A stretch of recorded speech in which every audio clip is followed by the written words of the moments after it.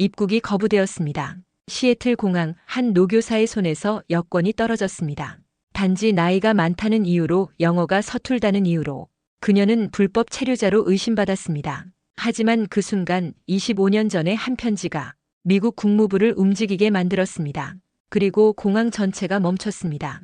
이건 잊혀진 한 교사의 기적 같은 이야기입니다. 저는 시애틀 공항 입국 심사대 앞에 서 있습니다. 하얀 머리를 단정히 틀어 올리고 오랜 교직 생활에서 익숙해진 바른 자세를 유지한 채로요.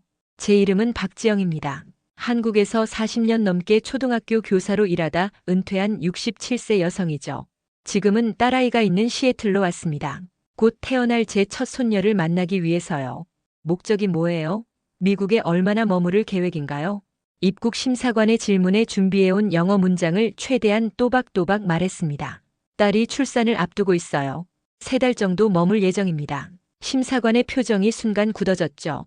노안 때문에 쓴 두꺼운 돋보기 너머로 제 여권을 꼼꼼히 살펴보더니 갑자기 옆 동료와 뭔가 속삭입니다. 뭔가 이상한 낌새를 느꼈습니다. 40년 교직 생활로 아이들의 표정 변화에 민감해진 탓인지 심사관의 얼굴에서 의심의 그림자가 드리워지는 것이 보였어요. 증명할 수 있는 서류가 있나요? 딸의 초청장이라든가. 당황스러웠습니다. 딸과 통화하며 준비했던 서류들을 꺼내 보였지만 심사관은 고개를 가로저었죠. 그리고는 옆에 있던 동료에게 무언가 더 말했습니다. 이쪽으로 와주세요. 심사관의 안내를 따라 별도의 방으로 이동했습니다. 주변을 둘러보니 저와 비슷하게 입국을 거부당한 듯한 다른 외국인들도 있었어요. 가슴이 철렁 내려앉았습니다. 무슨 일이 벌어지고 있는 건지, 왜 저를 이렇게 대하는 건지 도무지 이해할 수 없었죠. 한국 할머니가 미국에 왜 이렇게 오래 머물려고 하죠? 실제로는 아이를 돌보려는 거 아닌가요? 일하려고요? 심사관의 말이 가슴을 후벼 팠습니다. 자존심이 상처받았어요. 평생을 교직에 몸담으며 아이들을 가르쳤던 제가 불법 취업자로 의심받다니요. 억울함에 목이 메었습니다. 하지만 평생 감정을 절제하며 살아온 사람입니다. 눈시울이 붉어지는 것을 참으며 떨리는 목소리로 대답했죠. 저는 그저 딸과 함께 있고 싶을 뿐입니다. 불법 취업이라니 그건 오해예요. 심사관은 제 말을 들은 채도 하지 않았습니다. 여권에 빨간 도장을 찍더니 다른 직원에게 저를 인계했죠. 그 순간 알았습니다. 입국이 거부되었다는 것을요. 가방을 꼭 쥔 손이 떨렸습니다. 평생 아이들 앞에서 당당하고 의연했던 제가 이곳에선 그저 의심받는 노인일 뿐이었습니다. 하늘이 무너지는 것 같았어요. 대기실 의자에 앉아 창밖을 바라봅니다. 저 멀리 시애틀의 도시 풍경이 흐릿하게 보이네요. 딸 민지가 살고 있는 곳이죠. 출국하기 전날 민지와 통화했던 일이 떠올랐습니다. 엄마, 빨리 와요. 이제 한 달밖에 안 남았어요. 엄마 손 닿기만을 기다리고 있다고요. 민지의 목소리에 담긴 기대감이 아직도 귓가에 맴돕니다. 제 첫 손녀를 위해 준비한 것들을 생각하니 가슴이 아팠어요. 작은 한복은 제가 직접 고른 비단으로 맞춤 제작한 것이었습니다. 동화책은 제가 평생 아이들에게 읽어주던 이야기들 중 특별히 골라온 것들이었죠. 가방을 열어 조심스럽게 꺼내본 아기 한복은 분홍빛 비단에 은은한 자수가 놓인 아름다운 색감이었습니다. 이것을 입은 손녀의 모습을 상상하며 밤새 설레던 마음이 무너져 내렸어요. 손끝으로 비단의 감촉을 느끼며 울컥했습니다. 어머니, 머릿속에서 민지의 목소리가 들리는 것 같았어요. 출산을 앞둔 딸이 얼마나 엄마의 손길을 기다리고 있을지 생각하니 마음이 무너져 내렸습니다. 평생 학교에서 수많은 아이들을 돌봤지만 정작 민지에게는 충분한 시간을 주지 못했다는 미안함이 항상 있었죠. 이번만큼은 딸에게 엄마로서 충분히 해주고 싶었는데 가방 속에 담긴 태교 책자를 만졌습니다. 40년 교직 생활 동안 모은 육아 지혜와 제 경험을 담아 손으로 정성스레 적은 노트였어요. 민지에게 물려주고 싶었던 소중한 것이었습니다. 내용을 다시 한번 훑어보며 미소 지었죠. 아이가 태어나면 어떻게 안아주고 어떻게 말을 걸어주고 아이의 감정을 어떻게 존중해주는지에 관한 내용들이었습니다. 우리 손녀 할머니 없이 태어나야 하는 걸까? 목이 메어왔습니다. 준비해온 가족 사진첩도 꺼내보았어요. 민지의 어린 시절부터 결혼식까지 우리 가족의 역사가 담긴 소중한 앨범이었습니다. 결혼 후 미국으로 떠난 민지는 이 사진들을 오랫동안 보지 못했을 테니 얼마나 기뻐할지 상상했었죠. 창밖으로 보이는 하늘은 맑았습니다. 날씨와는 다르게 제 마음은 먹구름이 가득했어요. 이대로 한국으로 돌아가야 한다는 생각에 심장이 무거워졌습니다. 평생 아이들에게 포기하지 말라고 가르쳤는데 정작 제가 이렇게 쉽게 포기해야 하는 걸까요? 대기실에서의 시간이 길어졌습니다. 주변에는 저처럼 입국이 거부된 사람들이 몇몇 있었어요. 그 가운데 가장 나이가 많은 건 저였습니다. 젊은 입국 심사관이 다시 찾아왔죠. 이번엔 더 무례한 태도로요. 지영 씨, 한국말 안 통하니까 돌아가세요. 영어 못하면 오지 마세요. 이해해요? 심사관은 마치 아이에게 말하듯 과장된 발음과 몸짓으로 말했습니다. 주변에서는 낮은 웃음소리가 들렸어요. 얼굴이 화끈거렸습니다. 40년간 교단에 서며 늘 존경받던 제가 이곳에선 우스운 구경거리가 되었네요. 저는 영어를 이해합니다. 그리고 제가 왜 입국이 거부되는지 정확한 이유를 알고 싶습니다. 최대한 또렷한 영어로 말했지만 심사관은 비웃듯 고개를 저었습니다. 할머니가 미국에서 뭐 할 거예요? 가족 방문? 아니면 돈 벌러 왔어요? 이런 나이에 누가 믿겠어요? 심사관의 말에 가슴속 무언가가 끓어올랐습니다. 내가 무슨 죄를 지었다고 이런 대우를 받아야 하지? 40년 교직 생활 동안 단 한 번도 누군가에게 이런 멸시를 받아본 적이 없었습니다. 항상 바른 길로 살아왔고 학생들에게 존중과 예의를 가르쳤는데 대기실 건너편에 앉아있던 젊은 동양 여성이 저를 슬쩍 쳐다보더니 고개를 돌렸습니다. 그녀의 눈빛에서 동정과 부끄러움이 느껴졌어요. 아마도 한국계인 것 같았습니다. 그녀와 눈이 마주쳤지만 곧 시선을 피했죠.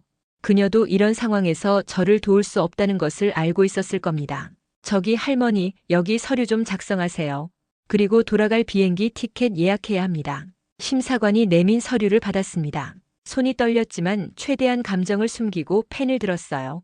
서류를 작성하는 내내 속으로 끓어오르는 자존심을 참았습니다.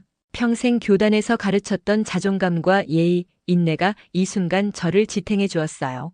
심사관이 다른 직원들과 대화하는 소리가 들렸습니다. 또 하나의 불법 체류 시도자 같은 말들이 들리는 것 같았어요.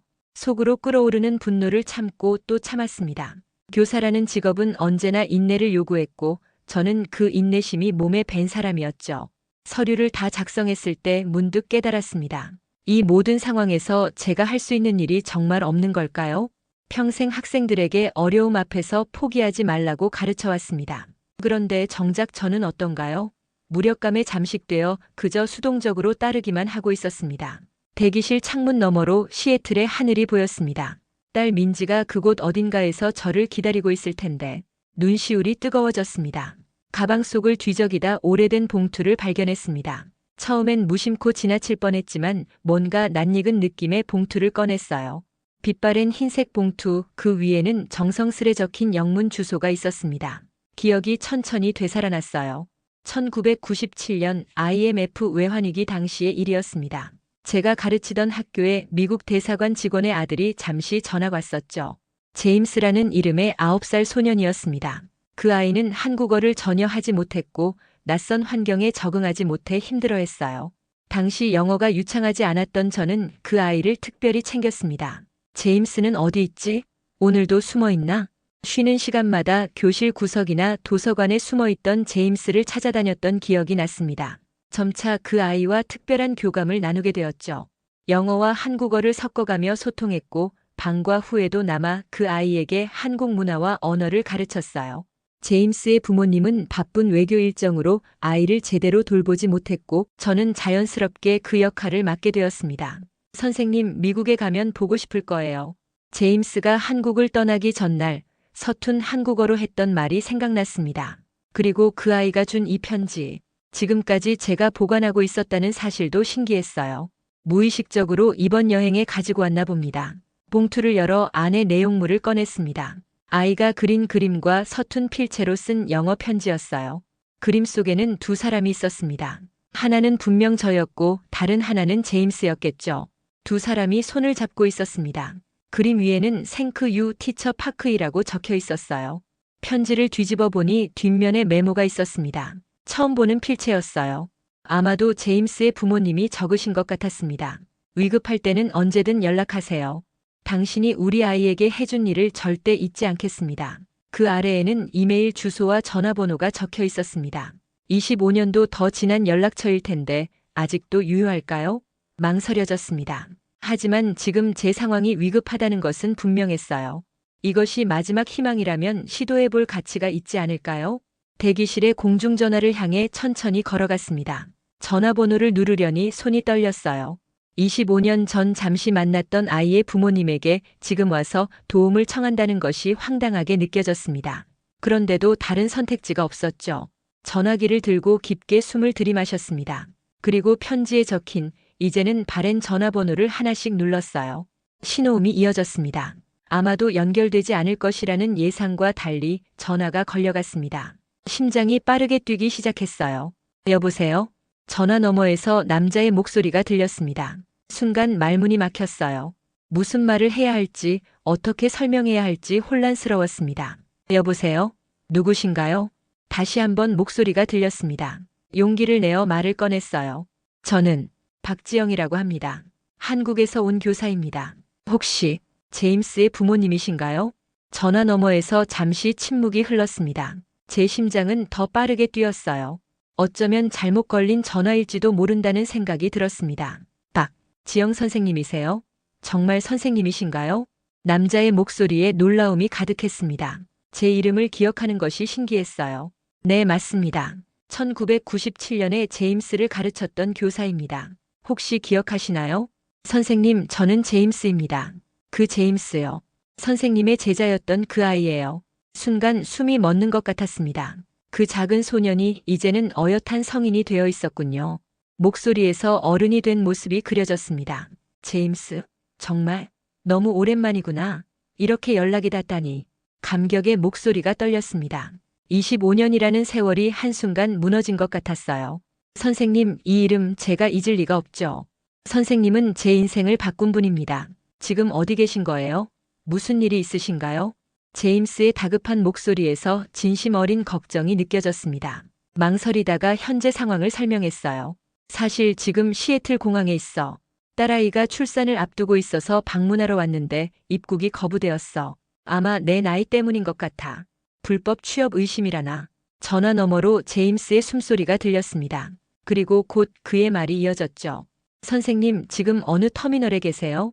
정확한 위치를 알려주세요. 제가 지금 바로 조치를 취하겠습니다.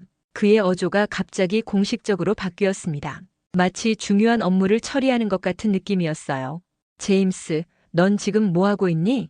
전화번호가 그대로여서 놀랐어. 선생님, 저는 현재 미국 국무부에서 일하고 있습니다. 아시아 태평양 담당 고위 외교 보좌관이에요. 그 번호는 제 직통 비상연락처입니다. 선생님, 잠시만 기다려주세요. 지금 바로 시애틀 공항 책임자에게 연락하겠습니다. 놀라움에 말을 잇지 못했습니다. 그 작은 소년이 이제는 국무부 고위 관료가 되어 있다니. 정말 그렇게까지 할 필요는 없어. 그저 말을 마치기도 전에 제임스가 끊었습니다. 선생님, 절대 그 자리에서 움직이지 마세요. 10분 안에 다시 연락드리겠습니다. 통화가 끊어졌습니다. 멍하니 전화기를 바라보았어요. 현실감이 없었습니다. 그저 도움을 청해볼까 하는 마음에 걸었던 전화인데 이런 전개가 될 줄은 몰랐어요. 정확히 8분 후 대기실 공중전화가 울렸습니다. 서둘러 받았어요. 선생님, 제임스입니다. 지금 공항 총괄 책임자가 곧 선생님을 찾아갈 겁니다. 모든 상황이 해결될 거예요. 제가 직접 가고 싶지만 지금 워싱턴 DC에 있어서. 하지만 곧 시애틀로 날아가겠습니다. 선생님을 직접 뵙고 싶어요. 제임스의 목소리에서 진정한 감사와 존경이 느껴졌습니다. 마치 그 어린 시절로 돌아간 것처럼 순수했어요. 이런 제임스, 그렇게까지 할 필요는 없었는데. 선생님, 저에게 해주신 일을 생각하면 이건 아무것도 아닙니다. 제 인생의 방향을 바꿔주신 분이에요. 제임스와의 통화가 끝나고 얼마 지나지 않아 대기실 문이 열렸습니다. 정장을 차려입은 중년 남성이 여러 명의 공항 직원들과 함께 들어왔어요. 그들 중 한 명이 제게 다가왔습니다. 박지영 씨이신가요? 저는 시애틀 국제공항 총괄 책임자 마이클 톰슨입니다. 불편을 드려 정말 죄송합니다. 그의 정중한 태도에 놀랐습니다. 얼마 전까지만 해도 무시당하던 제가 갑자기 VIP 대우를 받는 기분이었어요. 네, 제가 박지영입니다만. 무슨 일인가요? 국무부에서 연락이 왔습니다. 선생님께서 매우 중요한 인사라는 사실을 알려주셨습니다. 입국 심사 과정에서 있었던 불미스러운 일에 대해 진심으로 사과드립니다. 총괄 책임자는 고개를 숙여 사과했습니다. 그의 뒤에 선 직원들도 함께 허리를 굽혔어요. 민망한 마음에 얼굴이 붉어졌습니다. 아니에요. 그럴 필요 없습니다. 저는 그저 평범한 교사였을 뿐인데. 평범한 교사라뇨? 국무부 고위 관료의 말에 따르면 선생님은 그의 인생을 바꾸신 분이라고 합니다. 그는 지금 특별기로 이곳으로 오고 있어요. 특별기라는 말에 놀라움을 감추지 못했습니다. 제임스가 그렇게까지 한다니. 그저 잠시 돌봐주었던 아이인데 이런 대우를 받다니 믿기지 않았어요. 총괄 책임자는 저를 VIP 라운지로 안내했습니다. 그곳에서 제 입국 서류를 다시 검토하더니 직접 승인 도장을 찍었어요. 이제 미국 입국에 아무런 문제가 없습니다. 그리고 선생님을 무례하게 대한 직원들은 엄중 경고를 받을 것입니다. 그의 말에 고개를 저었습니다. 그러지 마세요. 그들도 자기 일을 한 것뿐이에요. 저도 교사로서 규칙을 중요시했으니까요. 책임자는 잠시 생각하더니 고개를 끄덕였습니다. 선생님의 너그러움에 감사드립니다. 하지만 인종차별적 태도는 용납될 수 없습니다. 적절한 교육을 받게 할 것입니다. 그 순간 제가 이전에 심사를 받았던 카운터의 직원이 라운지로 들어왔습니다. 그의 얼굴은 창백했어요. 저를 보자 당황한 듯 했습니다. 박 여사님, 제가 드린 불편에 대해 사과드립니다. 억지로 내뱉는 사과처럼 들렸지만 그래도 받아들이기로 했습니다. 40년간 교단에서 배운 것이 있다면 용서의 힘이었으니까요. 괜찮습니다. 이해해요. 그 짧은 말 한마디로 그의 표정이 밝아졌습니다. 평생 학생들에게 용서와 이해를 가르쳐온 제가 이 순간에도 그 가르침을 실천하고 있었습니다. 그것이 교사의 진정한 모습이라고 생각했어요. 공항 직원들은 제 가방을 정중히 옮겨주었고 음료와 간식도 제공해 주었습니다. 이 모든 상황이 꿈만 같았죠. 40년 교직 생활 동안 저는 그저 제 일을 했을 뿐인데 그것이 이렇게 큰 영향을 미칠 줄은 몰랐어요. 라운지의 모니터에서는 뉴스가 나오고 있었습니다. 잠시 후 제 휴대폰으로 전화가 왔어요. 발신자는 제 딸 민지였습니다. 엄마, 어디에요? 공항에 마중 나왔는데 못 찾겠어요. 딸의 목소리에 눈물이 나올 것 같았습니다. 드디어 만날 수 있다는 생각에 가슴이 벅차올랐어요. 민지야, 잠시 기다려. 지금 특별한 상황이라. 말을 마치기도 전에 라운지 문이 열렸습니다. 임신한 몸으로 숨을 헐떡이며 민지가 들어왔어요. 그녀의 눈에도 눈물이 고여 있었습니다. 엄마, 민지와 포옹하는 순간 모든 피로가 눈 녹듯 사라졌습니다. 딸의 불러진 배를 보니 가슴이 따뜻해졌어요. 곧 제 손녀를 만날 수 있다는 생각에 벅차올랐습니다. 엄마, 무슨 일이에요? 갑자기 VIP 라운지로 안내받았다는 연락을 받았어요. 그리고 공항 직원들이 엄마를 국빈처럼 대한다는데 민지의 의아한 표정에 웃음이 나왔습니다. 지금까지 있었던 일을 간략히 설명해 주었어요. 제임스에 대한 이야기를 들은 민지는 놀란 표정을 감추지 못했습니다. 엄마가 그런 일을 했었다니. 한 번도 말씀해 주신 적 없었잖아요. 솔직히 저도 그 일을 거의 잊고 살았습니다. 40년 교직 생활 동안 수많은 아이들을 가르쳤고 제임스는 그중 하나였을 뿐이었어요. 특별히 기억에 남는 아이였지만 그것이 이런 결과로 이어질 줄은 몰랐습니다. 그때 라운지 문이 다시 열렸습니다. 정장을 차려입은 제임스가 들어왔어요. 그 작은 소년이 이제는 40대 중반의 당당한 성인 남성이 되어 있었습니다. 그의 눈에서 어린 시절의 모습을 찾을 수 있었어요. 박지영 선생님, 제임스는 제 앞에서 공손히 인사를 했습니다. 한국어로 정중하게 인사하는 모습에 감동했어요. 제임스, 이렇게 커서 만나다니. 너무 반갑구나. 우리는 오랫동안 포옹했습니다. 25년의 세월이 무색하게 마치 어제 헤어진 것처럼 자연스러웠어요. 선생님, 제가 지금의 제가 될 수 있었던 건 모두 선생님 덕분입니다. 당시 한국에서 저는 너무 외롭고 힘들었어요. 언어도 통하지 않고 친구도 없었죠. 하지만 선생님만은 달랐습니다. 항상 저를 찾아주시고 이해해주시고 가르쳐주셨죠. 제임스의 진심 어린 말에 가슴이 뭉클했습니다. 사실 저는 그저 제 일을 했을 뿐인데, 하지만 그것이 한 아이의 인생을 바꿀 수 있다는 사실이 놀라웠어요. 그 경험 덕분에 저는 외교관의 길을 걷게 되었습니다. 서로 다른 문화와 언어를 가진 사람들 사이에서 다리를 놓는 일이요. 선생님이 저에게 해주신 것처럼요. 제임스는 노트북을 열고 화상 통화를 연결했습니다. 화면 속에는 미국 국무부 대변인이 있었어요. 박지영 선생님, 정중한 인사를 드립니다. 제임스로부터 선생님의 이야기를 많이 들었습니다. 미국 정부를 대표하여 선생님께 깊은 사과와 감사의 말씀을 전합니다. 당황스러웠습니다. 이렇게 큰 사람들이 저 같은 평범한 교사에게 인사를 하다니요. 아니에요. 저는 그저 선생님의 겸손함도 제임스에게서 들었습니다. 하지만 교육자의 영향력은 결코 과소평가될 수 없습니다. 한 아이의 인생을 바꾸는 것, 그것은 세상을 바꾸는 일과 같습니다. 그의 말에 가슴이 따뜻해졌습니다. 40년 교직 생활 동안 항상 그렇게 믿어왔지만 이렇게 직접적으로 그 결과를 보는 것은 처음이었어요. 제임스는 제 교육 철학에 대해 더 물었습니다. 어떻게 그토록 다양한 아이들을 이해하고 가르쳤는지, 어떻게 문화적 차이를 극복했는지, 저는 평생의 교사 경험을 바탕으로 진솔하게 대답했어요. 교육은 지식만의 전달이 아니라 마음의 전달이라고 생각해. 아이들은 우리가 무엇을 아는지보다 우리가 얼마나 그들을 존중하고 이해하는지에 더 민감하거든. 그리고 가장 중요한 건 모든 아이들은 각자의 속도와 방식으로 성장한다는 것을 인정하는 거야. 제 말 한마디 한마디를 진지하게 경청하는 제임스의 모습에서 그 어린 시절의 순수함을 다시 볼 수 있었습니다. 그 작은 씨앗이 이렇게 큰 나무로 자랐다는 사실이 놀라웠어요.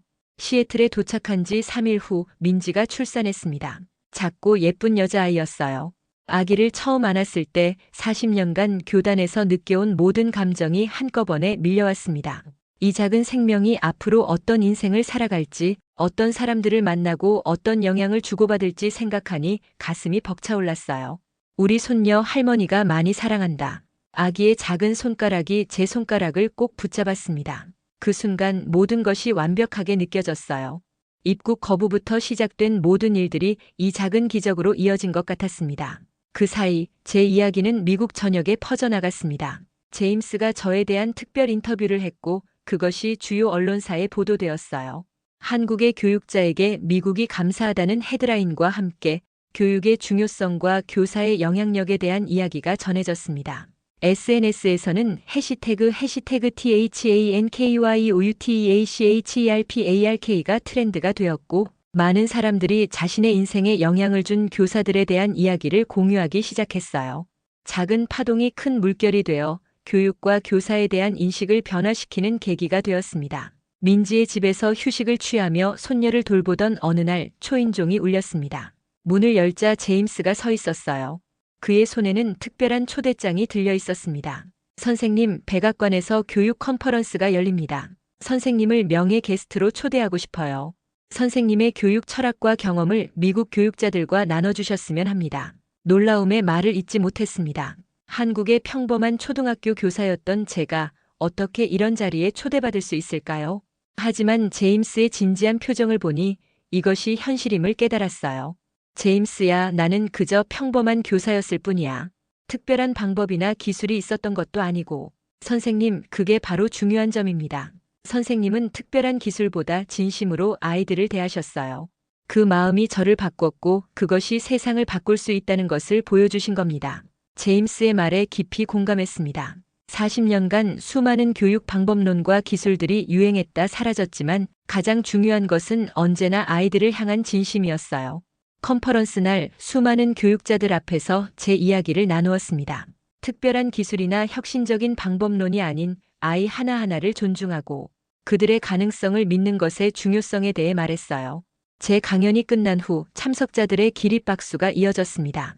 그날 밤 호텔로 돌아오는 길에 제임스가 물었습니다. 선생님, 이렇게 많은 사람들에게 영향을 주신 소감이 어떠세요? 잠시 생각한 후 대답했습니다. 가르침이란 건 교실만이 아니라 마음으로 남는 거니까요. 내가 가르친 모든 아이들이 이렇게 성공하길 바라지는 않았어. 다만 그들이 자신의 가치를 알고 타인을 존중하는 사람이 되길 바랐지. 제임스, 내가 그런 사람이 되어서 정말 기쁘구나. 창밖으로 보이는 시애틀의 밤하늘은 무수한 별들로 빛나고 있었습니다. 그 별들처럼 제가 가르쳤던 수많은 아이들이 각자의 위치에서 빛나고 있을 거라는 생각에 미소 지었어요. 교직을 택한 그 순간의 결정이 지금의 이 모든 아름다운 순간들을 만들어냈다는 사실이 가슴 뭉클했습니다. 67년의 인생, 40년의 교직 생활. 그 모든 시간 동안 제가 심었던 작은 씨앗들이 이제는 큰 숲을 이루었습니다. 비록 모든 나무를 직접 볼 수는 없지만 그 숲이 존재한다는 사실만으로도 충분히 행복했어요. 입국장에서의 그 굴욕적인 순간이 이제는 먼 기억처럼 느껴졌습니다. 때로는 인생에서 가장 어두운 순간이 가장 밝은 빛을 발하는 전환점이 되기도 하는 법이죠. 시애틀의 밤하늘 아래 저는 다시 한번 교사로서의 삶에 깊은 자부심을 느꼈습니다. 40년의 교직 생활, 수천 명의 아이들, 그중 한 아이의 기억이 만들어낸 기적, 그리고 마침내 손녀와의 만남, 이 모든 이야기는 진심이 남기는 힘을 보여줍니다. 여러분 곁에도 이런 숨겨진 영웅이 계시지 않나요? 이 영상이 마음에 드셨다면 좋아요와 구독, 그리고 여러분의 선생님 이야기를 댓글로 남겨주세요. 다음 이야기에서 다시 뵙겠습니다. 감사합니다.